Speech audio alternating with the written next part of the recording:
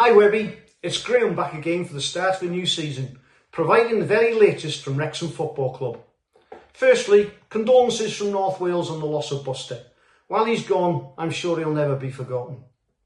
On to the football, and after yet another surreal pre-season, this time playing sold-out stadiums in Australia, New Zealand and the Netherlands, it was eventually time to make our championship comeback after a 42-year hiatus.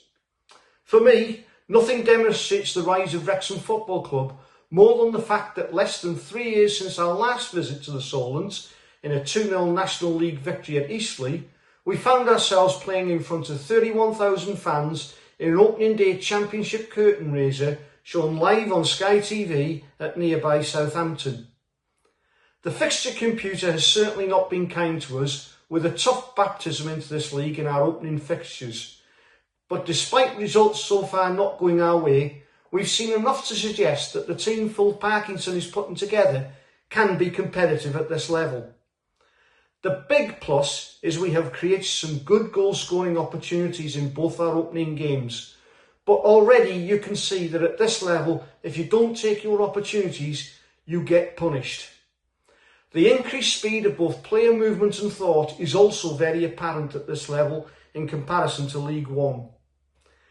To help in this transition, there have been a lot of comings and goings at the club this summer, with no fewer than 9 new players through the door so far, including the likes of Conor Cody and Danny Ward from Leicester City, Josh Windass from Sheffield Wednesday, Lewis O'Brien from Notts Forest, and most recently Nathan Broadhead from Ipswich, all of whom bring a mix of both previous Championship and Premier League experience.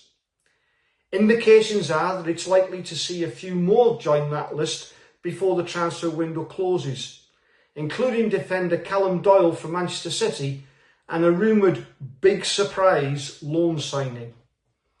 At the same time, we've waved a fond farewell to several of the previous playing squad, including Paul Mullin, who's joined Wigan on a season-long loan, and Stephen Fletcher, who'd become a firm favourite with the fans with his super sub appearances.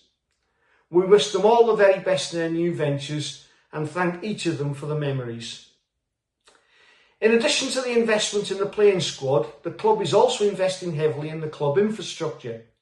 A new understall heating system was installed in close season, as well as a Premiership quality hybrid pitch, and work is now eventually due to start on the construction of a new stand in late September, after the club made a last-minute adjustment to the design to increase its capacity from 5,500 to 7,500.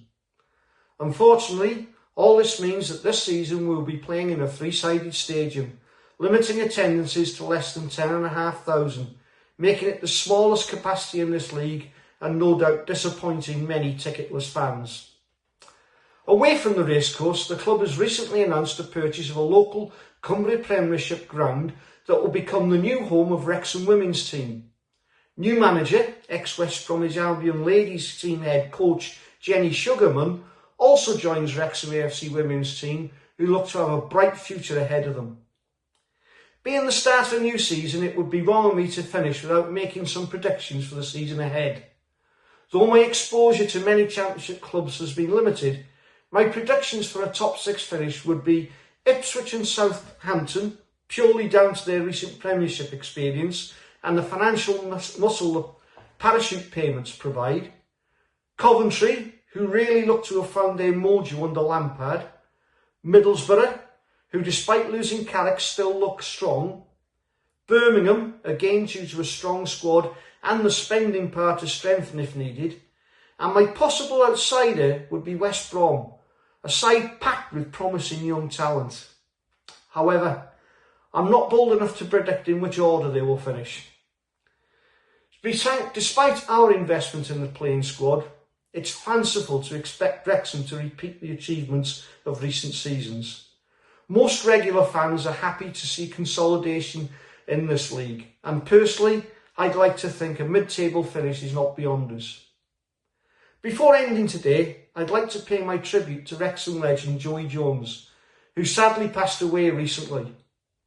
I saw Joey make his debut for Wrexham back in 1973 as a scrawny 17-year-old, who would go on to become a Welsh international and European Cup winner with Liverpool.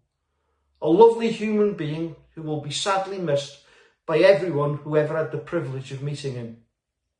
And on that sombre note, it just leaves me to say a big thank you to Webby for providing me the platform on his new Saints and Greavies podcast in conjunction with a sports tavern from sunny Tenerife.